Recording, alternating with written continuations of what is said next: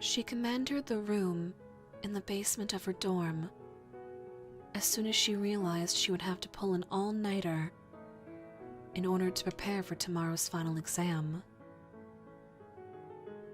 Her roommate Jenna, however, she liked to get to bed early, so she packed up everything she thought she would need and went downstairs to study, and study, and study some more.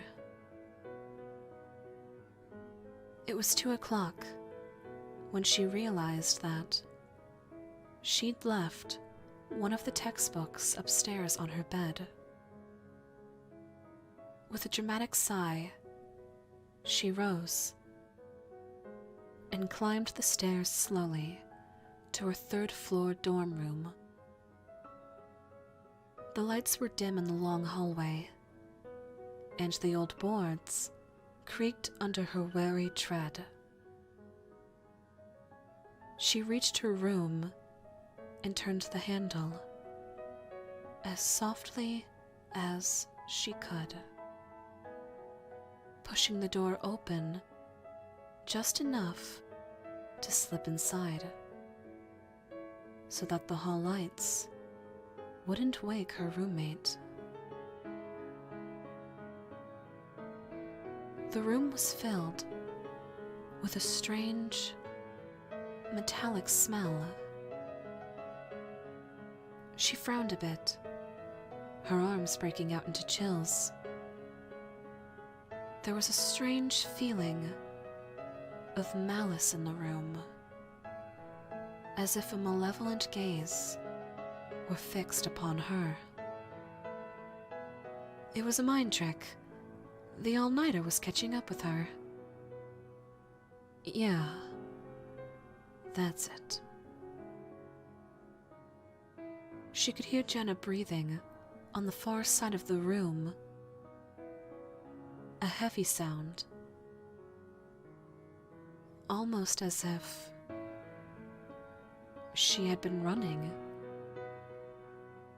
Jenna must have picked up a cold during the last tense week before finals. Yeah, of course. That's it. She crept along the wall until she reached her bed, groping among the covers for the stray history textbook.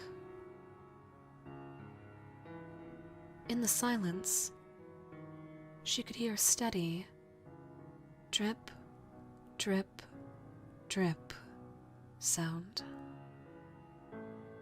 She sighed silently. Facilities would have to come and fix the sink in the bathroom. Again.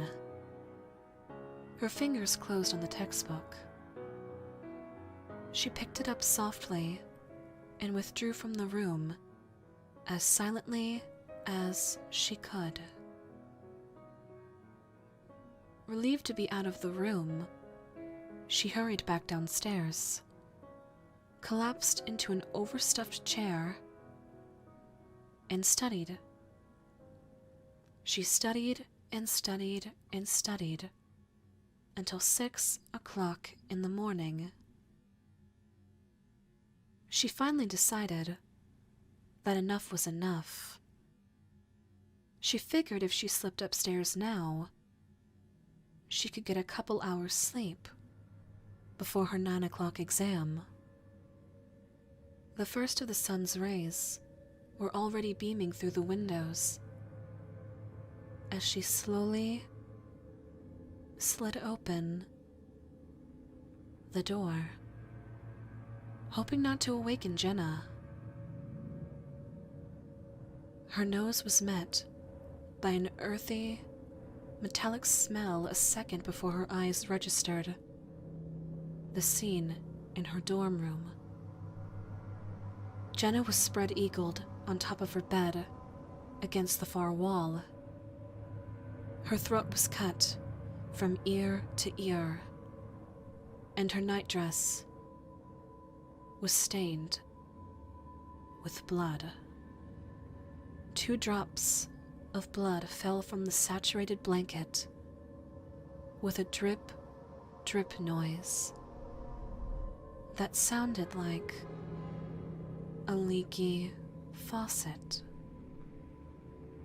Scream after scream poured from her mouth, but she couldn't stop herself any more than she could cease wringing her hands. All along the hallway, doors slammed and footsteps came running down the passage. Within moments, other students had gathered in her doorway, and one of her friends gripped her arm with a shaking hand and pointed a finger, a single trembling finger, toward the wall. Her eyes widened in shock at what she saw. The sight caused her to then faint into her friend's arms.